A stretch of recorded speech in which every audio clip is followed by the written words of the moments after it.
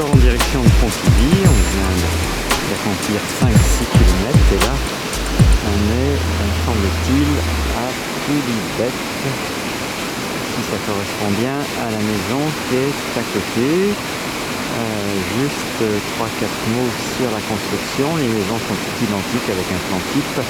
Aujourd'hui, elles forment un petit patrimoine local dans la campagne. Lors de leur construction, les conditions d'implantation ne sont pas toujours favorables. Dans la maison, les maisons sont bâties sans fondation, en bordure de canaux. Certaines d'entre elles possèdent 2 appentis à déceler contre les pignons. L'un d'eux sert d'étable. Les maisons comportent 3 ou 4 pièces seulement. La salle commune possède toujours une cheminée et sert aussi de chambre à coucher pour les parents. Les enfants dorment à l'étage. Il y a des combles. Jusqu'en 1930, elles ne possédaient pas de salle d'eau ni de toilette. Elles ont tout un jardin. C'est indispensable. Voilà, on vous dira pas ce qui concerne la vache Marguerite. Vous pourrez faire un arrêt sur image si vous souhaitez lire ce passage.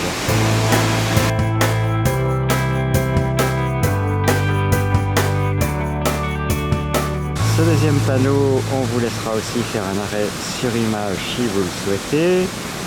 Concerne l'historique du canal de Nantes à Brest, avec la partie haute du panneau, les débuts vers la réalisation du projet, et la partie basse, dont on vous lira uniquement des travaux titanesques, parce que c'est le plus remarquable quand on voyage tout au long de ces canaux. Donc principalement prisonniers de guerre espagnols, soldats déserteurs et bannières de Brest. Paysans, femmes et enfants vont s'échiner pendant 20 ans dans de terribles conditions de travail et de vie pour achever le chantier. Ils vont retirer un amas de terre équivalent à une pyramide d'Égypte.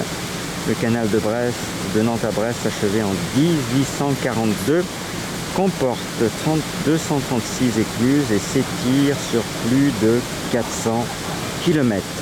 En voici quelques images tirées de ce panneau. On va tâcher d'agrandir les plans. Voilà, une première qui concerne la Bretagne pittoresque, 4482 environ de l'élof. La deuxième au-dessous concerne l'écluse de Kerlan. La troisième, l'écluse double dont on vous a parlé hier de Coët-Natous. Et la dernière, toujours la Bretagne pittoresque, concerne Glomel, tranchée du canal de Nantes à Brest. Voilà, un peu d'histoire permet de mesurer davantage la valeur de ce patrimoine sans équivalent.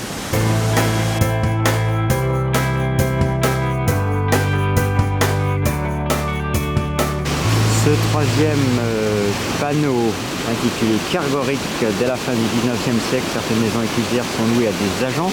C'est le cas de la veuve Thomas qui loue la maison de Kergoric numéro 117 pour 25 francs par mois avec un bail annuel renouvelable. Elle s'engage à prendre la maison en l'état et doit payer les contributions des portes et des fenêtres ainsi que les droits d'enregistrement. La veuve Thomas s'engage à tenir les lieux et la maison en bon état. Les réparations étaient à sa charge. Il lui est interdit d'avoir du bétail. Les maisons éclusières vont être louées à la même personne pendant des décennies. La veuve Thomas fut locataire de 1897 à 1904, puis ce sera Napoléon Alano avant 1910 et René Guilot de 1910 à 1940. On parle ensuite de Jean Le Boudec, habitant la lande du Resto près de l'écluse de Quénécan.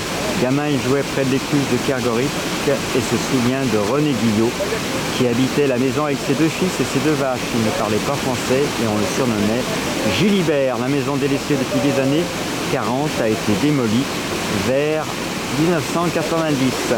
Au-dessous, le canal de Nantes à Brest, entre Mur et Guarec, une péniche sortant d'une écluse.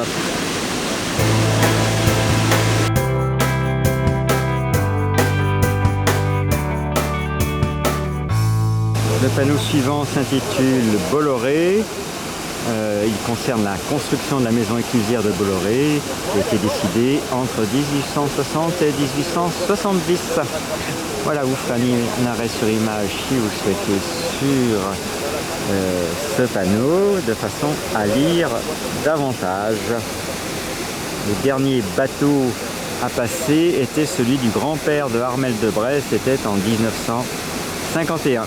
Ensuite, on vous parle des accidents qui ont eu lieu sur le canal.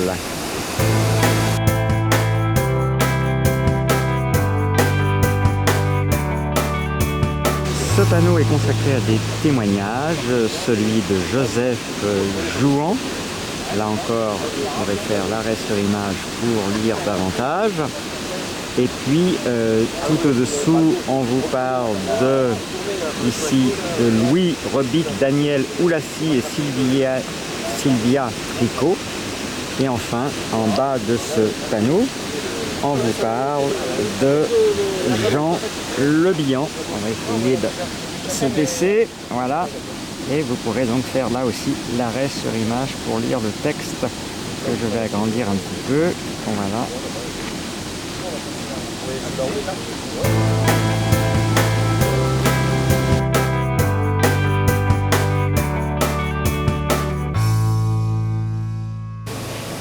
Et dernier volet de ces travaux réalisés à partir du travail des élèves de culture bretonne du collège Paul-Éluard de Mur-de-Bretagne et avec le soutien de la région Bretagne.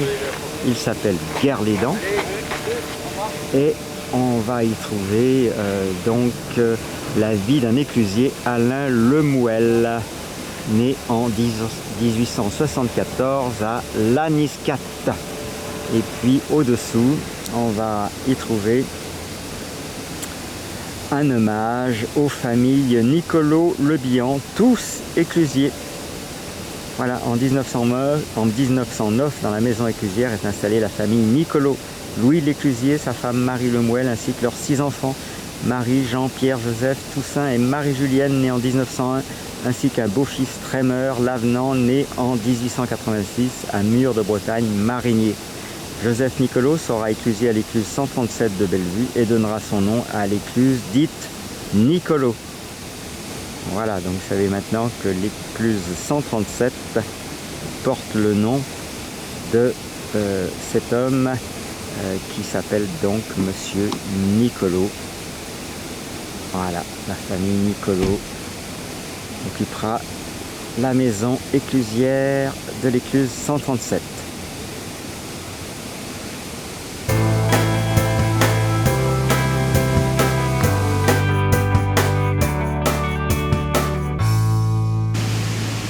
Voilà, je suis en compagnie d'Yannick Leboudec qui nous parle des travaux, c'est bien ça, réalisés par des élèves de... Donc, ça, c'est un projet qui a été réalisé par le collège de 4e du collège Paul-Éluard à Mur-de-Bretagne. Collège Paul-Éluard, Mur-de-Bretagne. Et donc, ils ont fait des recherches de documents. D'ailleurs, si vous regardez tous les panneaux, il y a plein de documents anciens. Ils ont recherché des cartes postales un petit peu partout et ça a été finalisé par... une dame qui s'appelle Monique Loclésio avec sa copine Frédéric Denis, ainsi que Louise-Anne Le Gac, qui est là donc l'institutrice. Et donc ce projet-là, nous on l'a finalisé en le mettant sur des supports en alu. Et ce projet-là, on va le mettre, ce sera un projet permanent qui sera entre le pied du barrage, Guerre-les-Dents, jusqu'au Sumo, ça sera à peu près sur 10 km. Et donc, les gens qui passeront pourront voir un peu l'historique. Il y a plein de documents. Alors, il y a aussi des documents, des photos de gens qui ont connu le canal en navigation. Donc, c'est des témoignages des gens du coin, en fait. Donc, c'est intéressant aussi parce que, en fait, la dernière péniche à passer ici, c'était en 1951. Parce que le barrage a été fait en 1929. Donc depuis 1951, il n'y a plus de bateaux qui sont passés. Donc il était pratiquement en ruine. Et là actuellement, la région, donc les voies navigables de la région, restaure toute cette partie qui va de Pontivy à Guerre-les-Dents. Là, on est arrivé à Neuliac, c'est-à-dire qu'on a fait 8 km. Et l'autre jour, il y a un mois à peu près, il y a eu 15 péniches à remonter jusqu'à Neuliac. C'est superbe. Et donc l'année prochaine, on va encore avancer. Et je pense que d'ici, on est optimiste, d'ici 5-6 ans, je pense qu'on arrivera au pied du barrage. Ça c'est superbe. Voilà. Nous on apprécie beaucoup. On est parti de Pont-Coblan dans le Finistère. Ouais.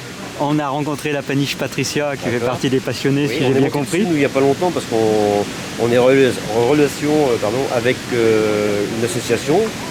Et l'autre jour, on est monté jusqu'à Châteauneuf-du-Fou. Superbe. Ouais. En tout cas, l'accueil ici, ça s'appelle comment Ici, c'est la maison éclusière de Poulibet. C'est le siège de l'association Canal Guerlédan-Pontivy. Alors, c'est vraiment un nom à retenir parce que nous, on a trouvé l'accueil superbe. Il y a un site, vous tapez assaut-canal-guerlédan-pontivy.fr, vous tombez sur le site. Bon, bah voilà. Site en plus. Voilà, on espère publier ce petit bout d'interview. Merci en tout cas sur le groupe Facebook consacré au canal de Nantes à Brest. D'accord. Et donc, on espère que ça intéressera de nombreux visiteurs. Voilà. Et puis surtout que ça leur donnera envie de venir marcher ou pédaler alors faut savoir sur ce canal. L'année dernière, il y a eu 30 000 passages quand même. 30 000 passages, donc c'est vraiment... 70% de vélos et 30% de marcheurs. Ça veut dire qu'il y a quand même de la fréquentation. Voilà. Et ça augmente tous les ans. Hein. Voilà, et donc il y a un potentiel énorme, énorme. Voilà. Donc, beaucoup de Bretons y croient, et là j'ai un représentant, je pense, bien convaincu. Merci beaucoup. Hein. De rien. Alors on cherche un petit peu d'infos écrites au cas où on trouverait quelque chose. Il y a peut-être un site web, vous nous avez dit. Comment il s'appelle le site? Canal Guerlédan-Pontivy. Canal Guerlédan-Pontivy.fr. C'est facile, hein. Canal Guerlédan-Pontivy. Tout collé. Tout collé. Canal Guerlédan-Pontivy.fr. C'est facile. Et là, vous tombez là-dessus, vous avez tout. Donc allez-y, c'est une bande de pensionnés. Là, j'en ai vu quelques-uns passer. Et ce monsieur là, je ne sais pas si j'ai le droit de dire son âge, mais en tout cas, il est bien conservé. Voilà.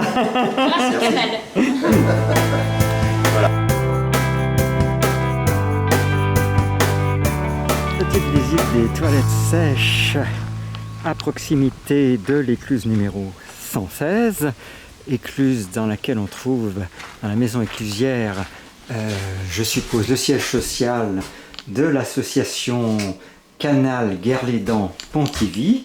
Et ces toilettes sèches peuvent donner des idées à d'autres parce qu'elles sont tout à fait intégrables, me semble-t-il, dans un appartement ou dans une maison. Il y a ici un mode d'emploi, je fais un gros plan dessus pour ceux qui veulent en savoir plus, et on voit que c'est fourni le site grow-up-eurl.com, le développement durable en action. Je vous donne même le téléphone 02 97 59 29 95. Alors qu'est-ce qu'elles ont de super? Eh bien, elles ont de super qu'il y a une super réserve, c'est le cas de le dire, de ici. Où est-ce que je suis là? Voilà, de sciure. Donc au fur et à mesure qu'on se sert, avec cette pelle très bien conçue, eh bien ça descend quoi. Et par ailleurs, les toilettes ont une forme traditionnelle pour ceux qui craindraient un peu de retrouver, de retrouver le format des toilettes d'autrefois. Eh bien non, là on a un format qui ne vous dépaysera pas, avec de quoi se tenir pour ceux qui en ont besoin. Et donc quelque chose de très pratique. Donc le tout est déversé dans un sac poubelle lui-même biodégradable qui s'échange et qui permet à ces toilettes de retrouver leur entière capacité. Voilà, donc je tenais à vous montrer ce système que je n'avais pas eu l'occasion de voir auparavant. C'est super bien équipé. Papier hygiénique fourni, merci l'association Canal Guerlédan-Pontivy, et puis même quelque chose, semble-t-il, pour non pas se rincer les mains, il n'y a pas de point d'eau, mais pour se nettoyer les mains. Voilà, il y a un équipement pour si vous passez de nuit, donc vraiment ça a été super bien finalisé. Petite vue extérieure du lieu, voilà ce que ça donne. Je trouve que on doit féliciter tous ceux qui tâche d'amener un meilleur respect de nos ressources et de notre environnement. Donc encore merci à cette association dont nous avions parlé à l'aller. Voilà, donc là, il s'agit maintenant de se diriger vers le barrage de Guerlédan. Et bien c'est reparti pour la suite de notre voyage qui doit se terminer ce soir au camping de Gouarec. Le soleil est de nouveau bien vivant et bien aidant. Et donc on va poursuivre notre chemin, ouvert par ces deux vélos que vous venez de voir passer.